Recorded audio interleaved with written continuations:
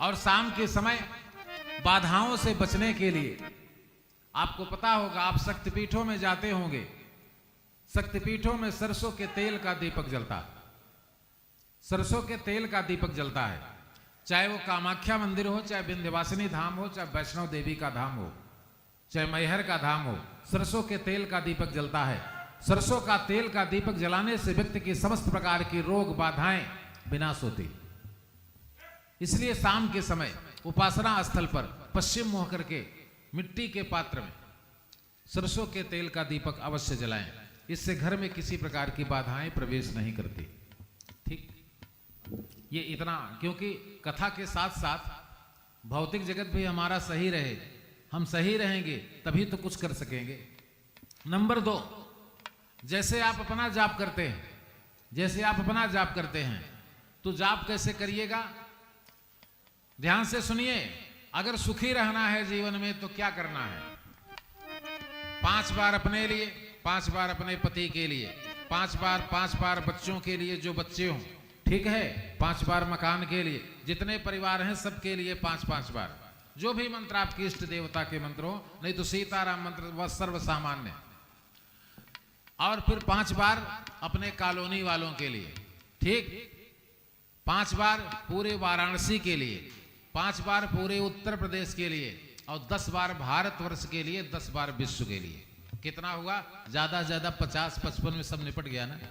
ये कार्य करेंगे तो धीरे धीरे आप भगवान के सन्निकट खड़े हो जाए। क्योंकि हम किसी की मदद पैसे से न कर पाए तो हम अपने पुरुषार्थ से मदद कर सकते हैं। ये विश्व कल्याण है। हम अपने मन से जाप करके अपने परिवार, ये चौपाई है, देख लीजिए। मंत्र राज्य नित्य जपई तुम्हारा, मंत्र राज्य नित्य जपई तुम्हारा, पूजई तुम ही सहित परिवार। वसुधैव कुटुंबकम, वसुधैव कुटुंबकम इति, सारा संसार ही हमारा परिवार है। सर्वे भवन्तु सुखिना, सर्वे सन्तु निरामया। इसको भी बोला करिए, सर्वे भवन्तु सुखिनः। हे प्रभु, सभी सुखी हों, सर्वे सन्तु निरामया।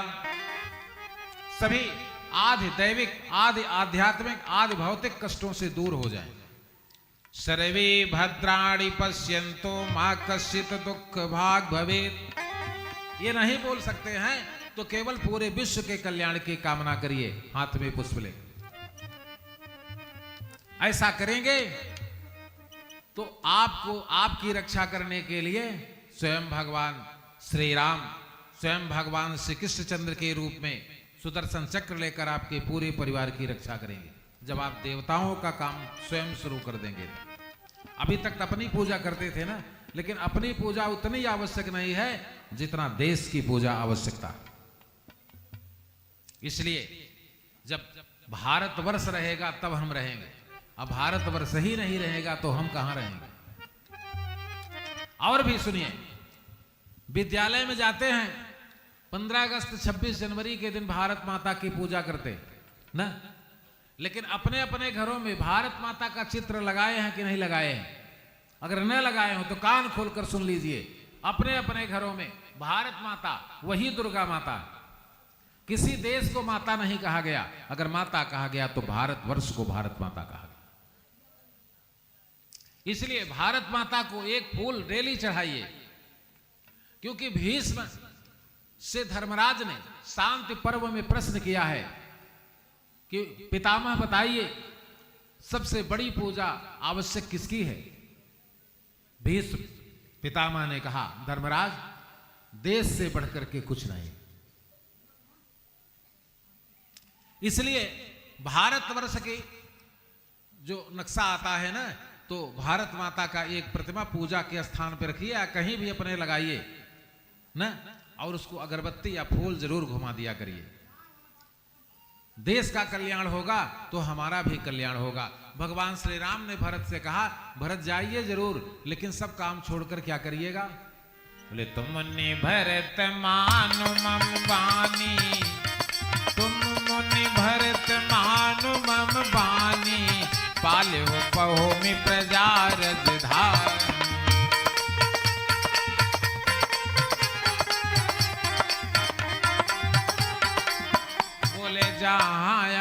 बसहि ताहा सुंदर देशु जे प्रतिपाल हैं ओहई नरेशु।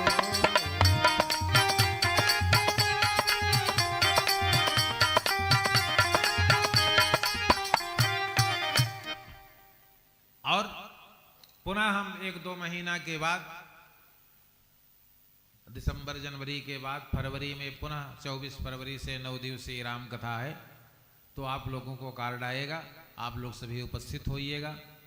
पुनः आप लोगों को सौभाग्य, और पुनः इस कॉलोनी में हम ब्रजेश जी से कहेंगे ना हर वर्ष हो, मंदिर के समन्वय समिति के जितने अधिकारी बैठे, अभी भव्य मंदिर में हमने दर्शन किया है, तो मंदिर के समन्वय समिति के लोगों से कहेंगे कि वे कभी न कभी एक बार यहाँ फिर इस कॉलोनी में राम कथा की चर्चा जरूर कराएं, और हमारा पूरा भरपूर सहयोग रहेगा कि हम राम कथा पूरा बोलें। बोले श्री कृष्ण गोविंद हरे मुरारे नाथ नारा वासुदेव। श्री कृष्ण गोविंद हरे मुरारे नाथ नारायण वासुदेव। श्री कृष्ण गोविंद हरे मुरारे नाथ नारायण वासुदेव। श्री कृष्ण गोविंद हरे मुरारे नाथ नारायण वासुदेव। हे नाथ नारायण वासुदेव, हे नाथ नारायण वासुदेव। हे नाथ नारायण वासुदेव, हे नाथ नारायण वासुदेव। बोले श्री कृष्णचंद्र भगवान की जय हो। बोले वंशी विभूषित करा नवनीरदाभात पीतांबराधरुण बिंब फलाधरोष्ठात्। उरिडेन्दु सुंदर मुखादरविंद नेत्रात् कृष्णात् परम किमपि तत्त्वमहं न जाने। भगवान ने रुक्मिणी के साथ साथ समंतक मणि के प्रकरण में सत्राजीत की बिटिया सत्या और प्रसेनजीत की मृत्यु के बाद जामवान के विवर में इष्ट की प्रधानता देखिए। भागवत 10 स्कंद उत्तरार्ध 18 दिन जामवंत लड़े भगवान कृष्ण से, और जब जामवंत हार गए तो जामवंत ने यह कहा कि हमको राम के अलावा कोई पराजित नहीं कर सकता। ये भागवत 10 स्कंद उत्तरार्ध। तो भगवान कृष्ण ने कहा मैं ही राम हूं। तो जामवंत ने कहा आपके कहने से थोड़ी प्रणाम करेंगे आपको, अगर आप राम हैं तो आप राम बनिए। कहन हमारा कृष्णावतार हो चुका है, कहन हमसे कोई मतलब नहीं। ये देखिए अनन्यास्यन्तो माम ये जना परिपास्ते तेषां नित्याभियुक्तानां योगक्षेमं वहां नान्या स्पृहा रघुपते हृदय स्मदीये सत्यम बदाम च भवान खिलांतरात्मा भक्ति प्रेक्षरक पंगो निर्भरा में कामादि दोष रहितम कुरु मानस। देखते ही देखते जामवान के विवर में भगवान श्री कृष्ण क्या बन गए? राम। और जब राम बन गए तो जामवंत ने दंडवत प्रणाम किया। ये अपने इष्ट के प्रति सहजता है कि हम इष्ट को कितना मानते। किसी के बहकावे में तो नहीं आएंगे कि कोई बहका दे तो हम अपने इष्ट को छोड़कर बहक जाएंगे। और सभी की पूजा करते रहिएगा, लेकिन शंकर जी की पूजा न बंद करिएगा। इसको ध्यान से सुन लीजिएगा, क्योंकि इच्छित फल बिनु शिव अवराधे लहिन कोटि जोग जप सार।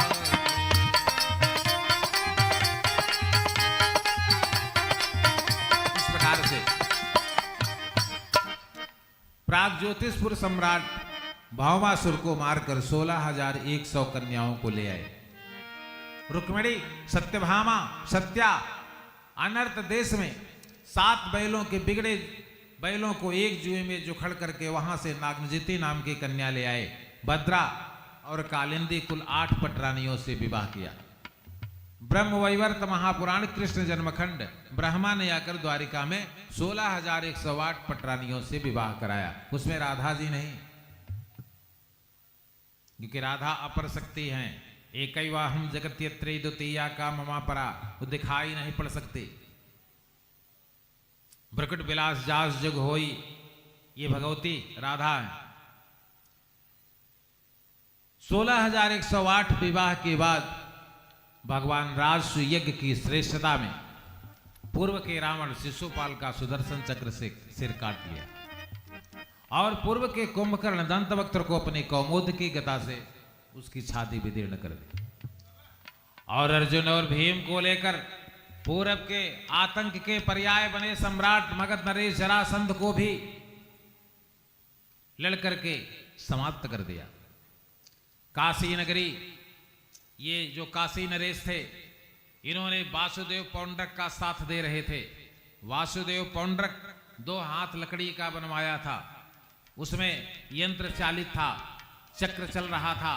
वह कहता था मैं ही कृष्ण हूं।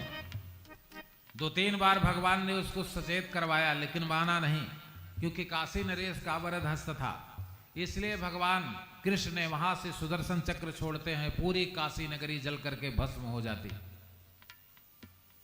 कोई नहीं बचता, केवल एक मंदिर छोड़कर। कौन? केवल काशी विश्वनाथ मंदिर को छोड़कर सारी काशी की सत्ता समाप्त हो गई। और वासुदेव पौंड्रक का सिर सुदर्शन चक्र से उड़ा दिया।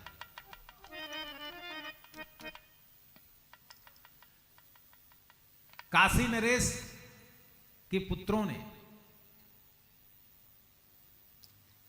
भगवान के ऊपर अभिचार करवाया, कृष्ण के ऊपर। कृत्या गई, शंकर भगवान ने कहा था कृत्या जाएगी, लेकिन अगर जिसको मारने जा रही है अगर वो ब्राह्मण का उपासक होगा तो लौटकर तुम्हारी हत्या हो जाएगी।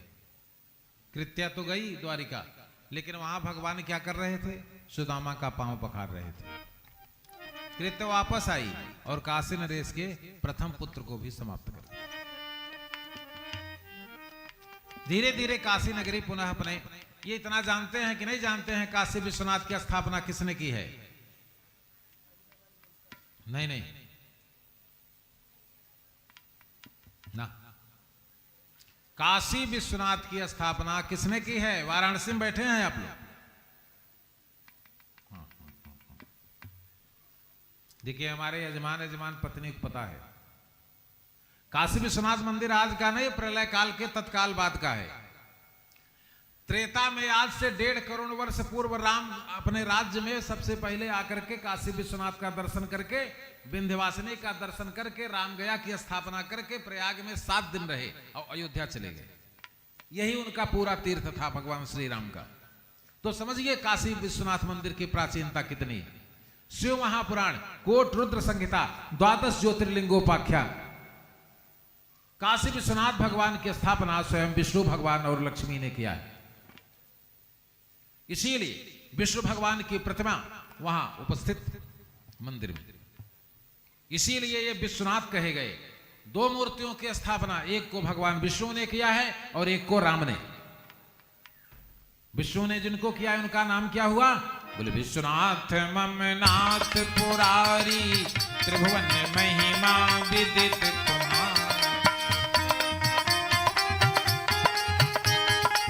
1600 कुछ ईस्वी के करीब जब मुगल शासकों ने आक्रमण किया, तभी दत्तात्रेय मंदिर के महंत ने शंकर भगवान के ज्योतिर्लिंग को उखाड़ करके अपने मंदिर में रख लिया था और उस अर्घ्य में दूसरी मूर्ति डाल दिया था।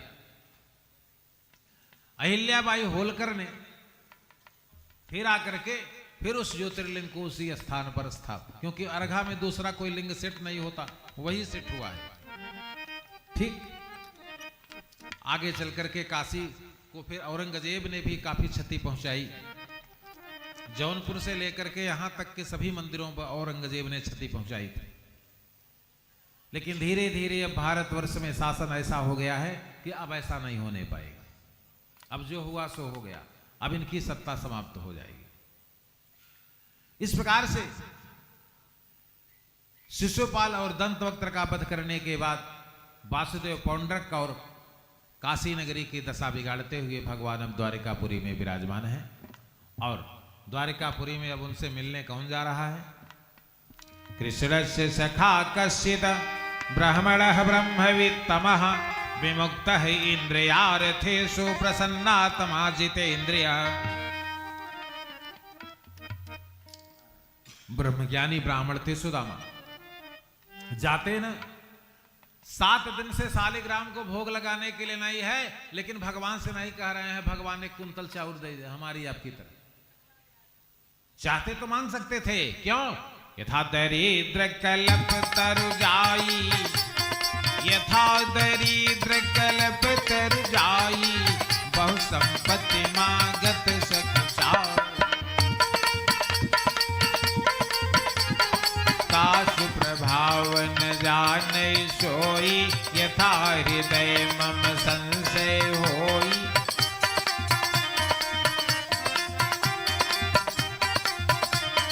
सुशीला ने, आपके मित्र हैं द्वारिकाधीश, जाते क्यों नहीं? तो पत्नी की बात मानना चाहिए। जो पत्नी की बात नहीं मानता भोगता है। बात समझ गए कि नहीं समझ गए? अगर कुछ करने जा रहे हैं और पत्नी ने मना कर दिया तो मत जाइएगा, नहीं फिर नेनुआ की तरह मुंह लेके लौटोगे। समझ जाइए, हाँ ये समझ जाइए। पत्नी ने अगर मना कर दिया तो फिर ये मैं आपको प्रमाण दे रहा हूं।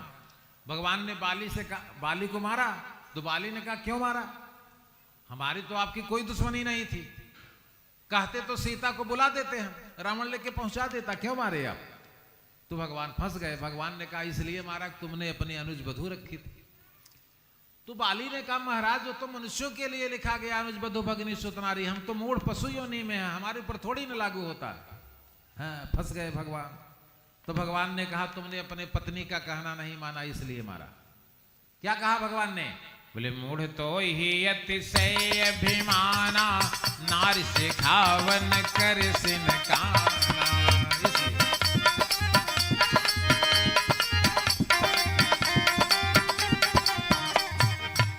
अब जान लीजिए, आपतकाल परीक्षाहि चारी, धीरज धर्म मित्र यरुनारी।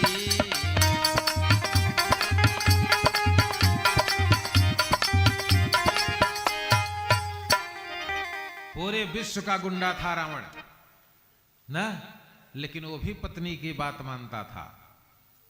सीता का सिर तलवार से काटने के लिए दौड़ा, लेकिन किसने मना कर दिया? श्रुत बचन पुनि मारन धावा, मैं तनुजा कही नीति बुझावा। देख रहे हैं कि नहीं देख रहे हैं? और सुनिए, और सुनिए।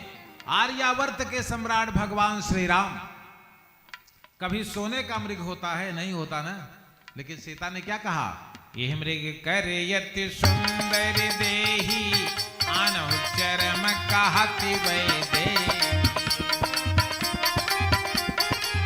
चले गए कि नहीं चले गए? सोने का मृग मारने चले गए कि नहीं? इतनी बड़ी घटना घट गई, लेकिन ये नहीं कहा कि पत्नी की बात नहीं मानेगी। बात समझ गए? इसलिए चौपाई को याद रखे रहिए। आपत्ति काल पर चारी, धीरज धर्म मित्र यरुनारी।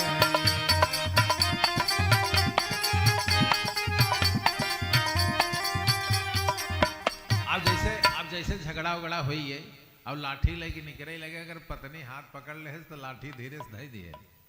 अब न बिना प्लास्टर बने आई है तो महाराज झूठा ही हुई है। बात समझ गया कि नहीं समझ गया? ध्यान दे रहे हैं।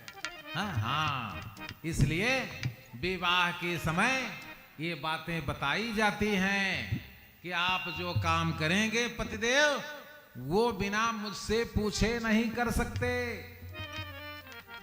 अब कैसे सुना? तब तक गहना कपड़ा दहिजरा के नाती गहना न लई आई बा, दहिजरा के नाती कपड़ा न लई आई बा।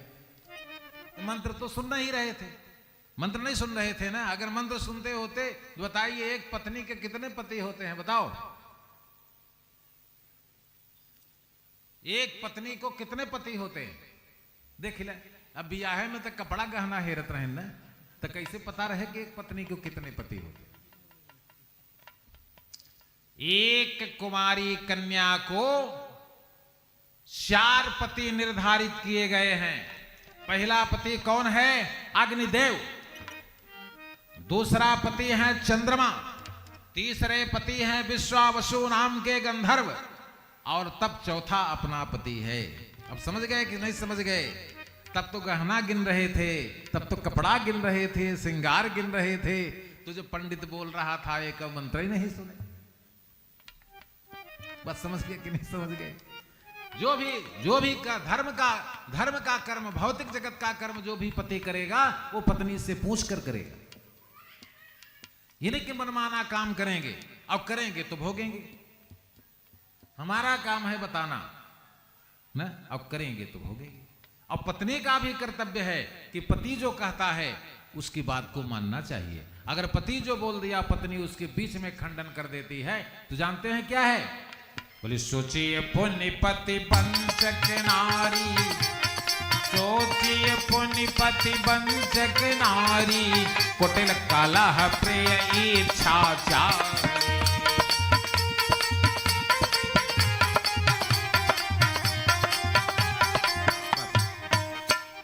सुदामा सुशीला ने कहा तो चल दिए, अपने मन से नहीं जा रहे हैं। अब मन में कह रहे हैं सुशीला मैं जा रहा हूं, मांगूंगा नहीं। हाँ जा रहा हूं, मुझे मांगना नहीं, क्योंकि मित्र के आगे हाथ फैलाना हमको नहीं आता। सुदामा गए, 7 दिन 7 रात में पहुंचे। अब जब पहुंचे तो वहां की क्या स्थिति थी कि दीठे चक्का चौध गई देखता सुवर्ण, दीठे चक्का चौंध गई देखता सुवर्णमयी, देवता से बैठे सब साध साध मौन है। पूछे बिना केहू काहू से न करे बात, पूछे बिना केहू काहू से न करे बात। सुदामा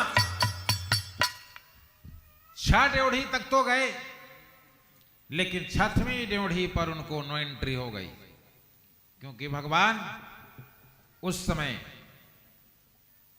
शयन का समय था, दोपहर का समय था, अंतःपुर में बैठे थे। सुदामा ने द्वारपालों से कहा आप जाकर के कहिए कि सुदामा आए हुए हैं, अगर नहीं मिलेंगे तो हम चले जाएंगे। सुदामा के मन में तो कृष्ण से सखा कश्चित ब्राह्मण ब्रह्म वित्तमा विमुक्ता इंद्रियार्थे सुप्रसन्ना तमाजित इंद्रिय, जो ब्रह्म ज्ञानी ब्राह्मण उसको क्या लेना देना। बोले अगर मिलेंगे तो ठीक है, नहीं तो वापस चले जाएंगे, आप जाकर के बताओ। तो भगवान ने कहा था द्वारपाल में से अगर कोई ब्राह्मण आ जाए तो हम चाहे अंतःपुर में भी रहेंगे, हमको जरूर बताना। तो द्वारपाल गए अंदर, बोले महाराज एक ब्राह्मण आया है। बोले कैसा है? बोले शीश पगा न जगा तन में, प्रभु जान को आई बसो के ही ग्रामा।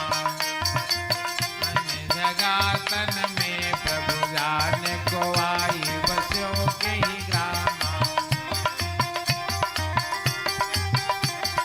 धोती फटी सिलती दुपटी, रूपाय उपाय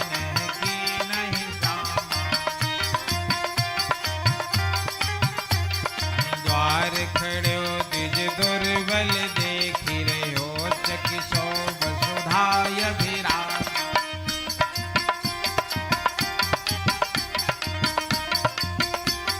ओ छत दीन दयालु को धाम, बतावा तयापना नाम सुधा।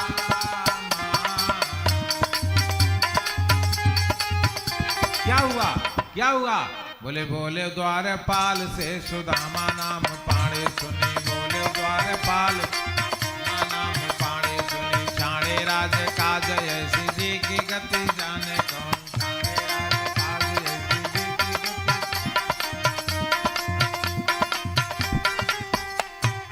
दौड़े और सुदामा को गोद में लेकर आए और सुदामा को सिंहासन पर बैठा दिया जिस पर भगवान कृष्ण बैठते थे। और परात मंगा करके सुदामा का राजोचित स्वागत करते हैं, अपने हाथ से पैर धोते हैं और कह रहे हैं कि सुदामा, आपने कभी चर्चा नहीं की कि आप इतने गरीब हैं, आपको कुछ चाहिए, कभी आपने कहा नहीं। मैं तो इंतजार कर रहा था कि आप कुछ कहते तो हम देते। बोले, हाय सखा दुख पाई महात्म आए कितै दिन खोए, ऐसे बिहाल विवाइन सो पग कंटक जाल लगे कत जोए। और पानी परात के हाथ छुए, बर नैनन के जल से पग धोए। पैर धोया, आचमन किया। अब छिन्न परमात्मा जिसकी व्यापकता आज तक ऋषियों, महर्षियों और देवताओं ने न जान पाई।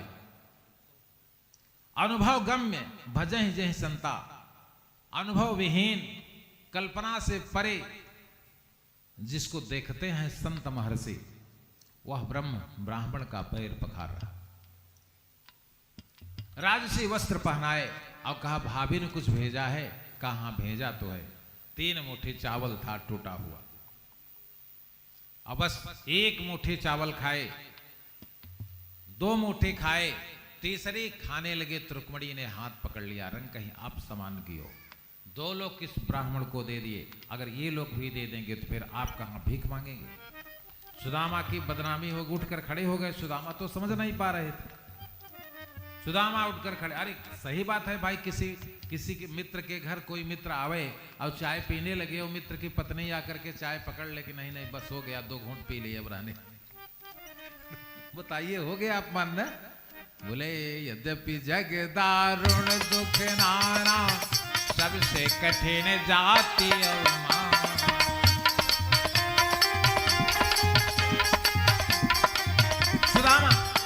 सुदामा 7 दिन रहे, लेकिन एक दिन भी एक और भोजन भी नहीं किया। 56 प्रकार के भोग लग करके आते थे, और जब बैठते थे खाने के लिए तो कहते थे, सुशीलवा तो खाया नहीं, हम कैसे खाएं। अब भगवान हट जाते थे तो उठा करके गाय को डाल देते थे। समझ गए? ऐसे जानते हैं, पत्नी बेचारी बैठी है कि पतिदेव ड्यूटी से आ रहे होंगे, तब इसके बाद भोजन खिलाएंगे, तब करेंगे। और उसको क्या पता है कि पतिदेव रास्ता में समोसा टिकिया खूब झोंक लिए, ठीक। अब आने के बाद कह दिए कि नहीं नहीं हो, हम नहीं खाएंगे। बस समझ रहे हैं? नहीं, ऐसा नहीं करना चाहिए। अगर खा रहे हैं रास्ते में तो पत्नी के लिए, बच्चों के लिए भी कुछ लेते जाइए, नहीं तो आप इन 14 श्रेणी में आ जाएंगे। किनमें? बोले, तन पोषक निंदक यज्ञ खानी, तन पोष केवल अपना पेट। बोले, तन पोषक निंदक यज्ञ खानी, जीवत 100 सम 14 प्राण। कुटिल काम बस कृपण विमूढ़ा, यति दरिद्र यजसी यति बूढ़ा, सदा रोग बस संतत क्रोधी, विष्णु विमुख श्रुति संत विरोध। जानिए एक जो है इंटर कॉलेज के प्रवक्ता थे, रिटायर हो गए थे, तो मैं कहीं से आ रहा था, उनके यहाँ मैंने भागवत सुनाई थी, तो मिल गए। साइकिल में एक ठो मूली लिए थे प्रधानाचार्य जी, एक ठो मूली लिए थे, कि टमाटर लिए थे, एक ठे मिर्चा था, थोड़ी सी धनिया थी। तो गाड़ी हमारी खड़ी थी, तो आए, प्रणाम किए। हम कहा, क्यों मार्केट आए थे? कहा, हाँ महाराज सब्जी लेने। हम कहा, कोई परिवार में नहीं है आपके क्या? कहे, नहीं महाराज सब हैं। तो हम कहा, ये किसके लिए ले जा रहे हैं? कहे, महाराज सबसे क्या मतलब है? अपने सलाद के लिए लेके जा रहे हैं। अब समझिए। बोले, तन पोषक निंदक यज्ञ खान, तन पोषक निंदक यज्ञ खानी, जीवत 100 सम 14। परिवार में जो भी बने सब मिल बांट करके खाएं। हम तो कहते हैं पहले बच्चे बूढ़े खा लें, जब बचे और तब आप खाइए। जो भी चीज ले आइए सामान्य ढंग से पूरे परिवार के लिए बनना चाहिए। ये नहीं कि बच्चे बच्चियां कुछ और खा रहे हैं अब आप बढ़िया सलाद बढ़िया अनेक अनेक चीज, ये सब गलत बात। अगर ऐसा करते हैं तो आप मरे हुए हैं। क्या है?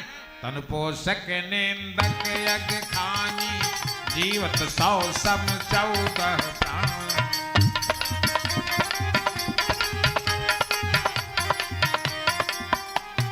सुदामा से भगवान ने कहा भैया यहां अनशन करके आप मरिए मत, आप जा सकते।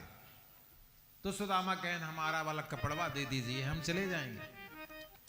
भगवान ने कहा यही पहने जाइए।